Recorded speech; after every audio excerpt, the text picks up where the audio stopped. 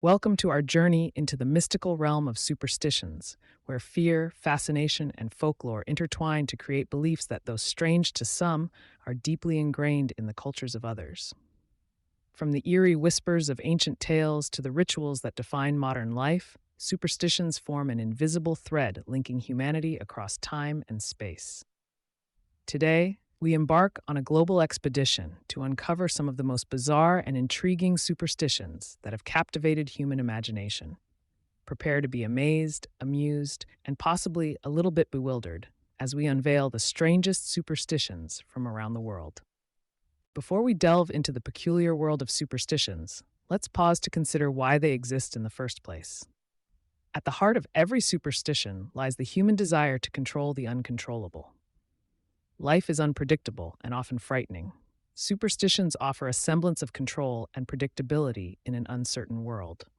Historically, these beliefs provided explanations for the inexplicable, from the changing of the seasons to the reasons behind illness and misfortune. They also serve as a source of comfort and assurance, a psychological salve for our anxieties and fears. Moreover, superstitions are a product of cultural transmission, passed down through generations like treasured heirlooms, each one a reflection of the society from which it originates. They are, in essence, a narrative thread that stitches together the tapestry of human culture across time and space. Venturing into Europe, we find ourselves entangled in a web of uniquely captivating superstitions. Italy, with its rich history and vibrant culture, hosts an array of beliefs that might leave you perplexed. One such belief is particularly arresting: the superstition surrounding chairs and death. In some parts of Italy, there exists a deeply ingrained fear of sitting in a spot where a funeral procession has recently passed. This superstition stems from the idea that death, as it moves through the world of the living, leaves a sort of spiritual residue in its wake. To sit in a place touched by this procession is to risk bad luck, misfortune, or even to invite death itself. This belief reflects not just an apprehension of death, but also a respect for the solemnity of funeral rites and the journey of the soul from this world to the next. As we continue our exploration in Europe, we stumble upon a rather peculiar belief in Russia that might surprise many. Have you ever considered bird poop landing on you as a stroke of good luck? In many cultures, such an occurrence might elicit disgust and annoyance, but in Russia, it's seen as a harbinger of good fortune. This superstition asserts that if a bird defecates on you, your car, or your property, it's a sign of impending wealth and luck. While the origins of this belief are a bit murky, it's thought to stem from the rarity of the event. Thus, the unexpected nature of bird poop is interpreted as a rare blessing from the universe. This superstition turns an unsavory experience into a positive outlook, showcasing the uniquely optimistic spirit of Russian folklore. So, the next time a bird leaves you a little surprise, remember, in Russia, you might just be on your way to fortune. Diving deeper into Europe's treasure trove of bizarre beliefs, we find ourselves in France, a country celebrated for its cuisine, art, and, intriguingly, its unique superstitions about bread. Among the many culinary customs, one particular superstition stands out for its oddity and historical richness. In France, placing bread upside down on a table is considered a bad omen. This belief is so widespread that even the most skeptical might hesitate before carelessly tossing a baguette onto the dining table. But why is this seemingly benign action looked upon with such superstition? The roots of this belief date back to the medieval period, a time when executions were a public spectacle and the executioner was both feared and shunned. To signal to the executioner that his meal was ready at a bakery or tavern, the proprietors would set a loaf of bread upside down. Consequently, placing bread upside down came to be associated with death and bad luck, a tradition that has survived the test of time.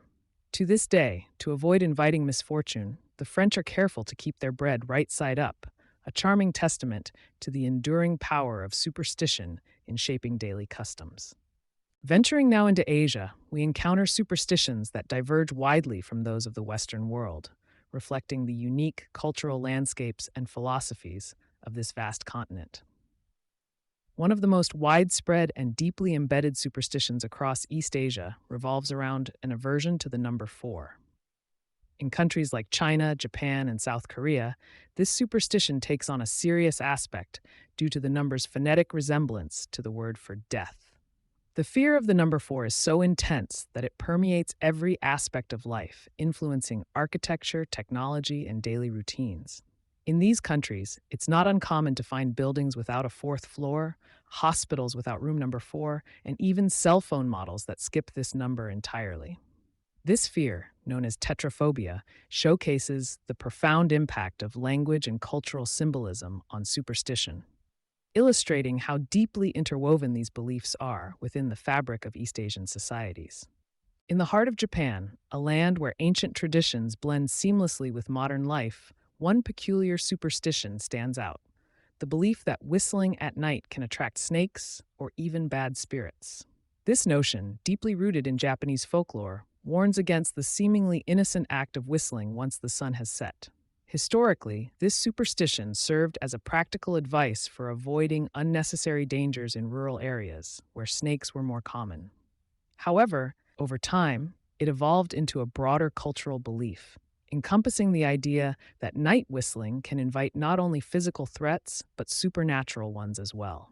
Spirits, or yokai, play a significant role in Japanese mythology, and certain actions, like whistling at night, are thought to draw their attention, leading to misfortune or distress.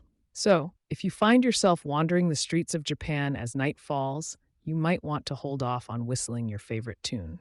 Continuing our journey through the mesmerizing superstitions of Asia, we venture into the heart of India, a country steeped in history, spirituality, and a rich tapestry of beliefs.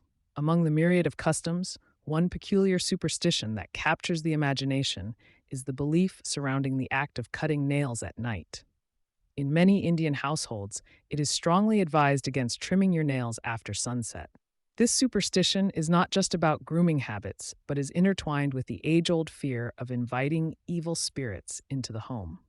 The origin of this belief is layered in the ancient Indian texts and traditions which emphasize the role of cleanliness and purity in daily life. Cutting nails, considered a form of cleansing, is supposed to be done in daylight, under the watchful eyes of the gods. Nighttime, on the other hand, is when the spirits roam free, and performing such an act is believed to attract their attention, bringing bad luck or even opening a doorway for these entities to enter one's home. This superstition reflects the intricate relationship between daily life and spiritual well-being in Indian culture, highlighting the enduring presence of tradition in modern times. As our global odyssey of superstitions brings us to the junction where Africa meets the Middle East, we uncover the enduring practice of knocking on wood in Egypt. This ancient ritual transcends cultures and continents, yet, in Egypt, it carries a unique blend of historical depth and cultural significance. Knocking on wood, or touching wood, is widely recognized as a means of averting bad luck or warding off evil spirits. The roots of this superstition reach deep into Egypt's rich tapestry of mythology and pharaonic traditions, where wood was not merely material, but a symbol of strength, endurance, and protection. In Egypt, the act of knocking on wood dates back to a time when trees were scarce and their wood considered incredibly precious. This scarcity imbued wood with a sacred significance, believed to be blessed by the gods themselves.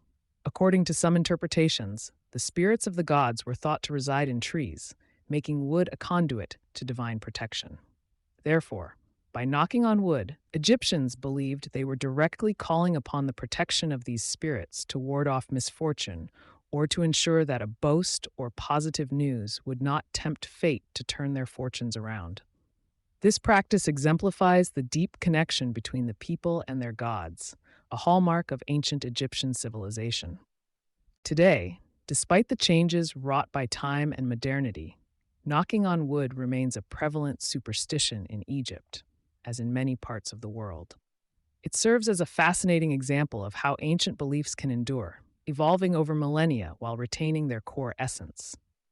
This superstition not only highlights the human desire to influence fate, but also showcases the remarkable way in which cultural practices can bridge the gap between the ancient and the modern, the mystical and the everyday. Our exploration into the realm of superstitions now takes us to North Africa, where the enchanting landscapes of Morocco are steeped in a rich tapestry of cultural beliefs and ancient customs.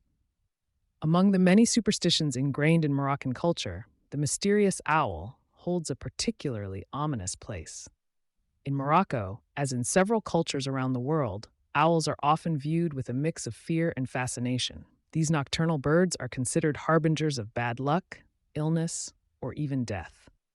The belief that owls are messengers of misfortune dates back centuries and remains a deeply rooted superstition within the country. The origins of this belief are intertwined with the owl's nocturnal nature and eerie call, which have led to associations with darkness, secrecy, and the unknown. In Moroccan folklore, the owl's cry is often interpreted as an omen or a warning. Its presence near a home is taken as a sign that death or misfortune may soon visit the household. This superstition has imbued the owl with a powerful cultural significance, casting it as a creature to be both respected and feared. To this day, the superstition surrounding owls influences how these birds are perceived in Moroccan society. Efforts to dispel myths and promote understanding of owls as beneficial predators that help control rodent populations face the challenge of centuries-old beliefs. The owl's role in Moroccan superstition is a poignant reminder of the strength and endurance of cultural traditions, and how these beliefs, whether rooted in fact or fiction, continue to shape human interactions with the natural world. Crossing the Atlantic, our journey brings us to the vibrant and diverse continent of the Americas, where a mosaic of cultures and traditions give rise to a variety of unique superstitions. One such belief, originating from the heart of Brazil, involves the seemingly mundane task of sweeping. According to this superstition, if someone sweeps over your feet with a broom, it's said that you will never get married. This curious belief intertwines the routine act of cleaning with the profound milestones of personal life, illustrating the nuanced way in which superstitions can infiltrate even the most ordinary aspects of our daily routines. The origin of this Brazilian superstition is enshrouded in folklore and varies depending on whom you ask, yet the consensus is that it ties back to ideas of purity and luck. Sweeping has traditionally been associated with the act of removing bad energy or luck from a space. Consequently, the act of sweeping over someone's feet is symbolically seen as casting bad luck upon them, specifically affecting their chances of marrying. This belief is a fascinating example of how even simple, everyday actions can be imbued with deeper meanings and implications within a cultural context. In response to this superstition, some Brazilians have developed countermeasures or antidotes to reverse the supposed curse. A common remedy involves immediately spitting on the broom that touched your feet, a practice believed to negate the bad luck and restore your marital prospects. This solution showcases the human inclination to find balance and correction, even within the framework of superstition, allowing for a playful interaction between belief and daily life. As we journey through the rich tapestry of Americana, we stumble upon a sight that's as perplexing as it is widespread: shoes dangling from power lines. This curious urban phenomenon can be observed in many neighborhoods across the United States, leaving onlookers bemused and intrigued. But what does this odd practice signify? The interpretations are as varied as the landscapes of America, each carrying a unique blend of urban legend, social signal, and cultural expression. In some communities, the hanging of shoes on power lines is seen as a rite of passage, marking the transition from childhood to adulthood. It signifies leaving behind the carefree days of youth, as the shoes, once a part of daily adventures, are cast high and away, almost like a graduation cap thrown in celebration. This interpretation imbues the act with a sense of nostalgia and coming-of-age sentiment. Another layer of meaning suggests a darker tone, where shoes on power lines signal territories controlled by gangs or mark spots where illegal drugs are available. This interpretation reveals the complexity of urban life and the symbols that communicate unseen boundaries and deals. It's a reminder of the street's unwritten language, understood by those who live within their coded realms. There's also a more light-hearted take, where shoes on power lines are the result of pranks or playful acts. Friends might toss a buddy's sneakers up there as a joke, leaving them to dangle as a humorous reminder of youthful antics. In this sense, the shoes become tokens of friendship, laughter, and the joy of carefree moments shared. Amid these diverse interpretations, one thing remains clear. Hanging shoes on power lines transcends a simple act of littering or vandalism. It's a multifaceted symbol, woven into the fabric of American life, reflecting the various stories, transitions, and codes that animate the nation's neighborhoods. As observers, we're left to wonder at the stories behind each pair, a symbol of the countless untold narratives that lace together the American experience. Superstitions, no matter how strange, play a significant role in the cultural fabric of societies worldwide. They reflect the deep-seated human need to find patterns, exert some control over the randomness of life, and connect with our communal histories. As we've seen, these beliefs can be curious, fascinating, and sometimes bizarre, but they all serve to remind us of our humanity and the diverse ways we navigate the mysteries of existence. Did any of these superstitions surprise you, or do you have an unusual belief of your own? Share your thoughts in the comments below. And if you enjoyed this mystical journey into the world's strangest superstitions, don't forget to like, comment, and subscribe for more fascinating explorations.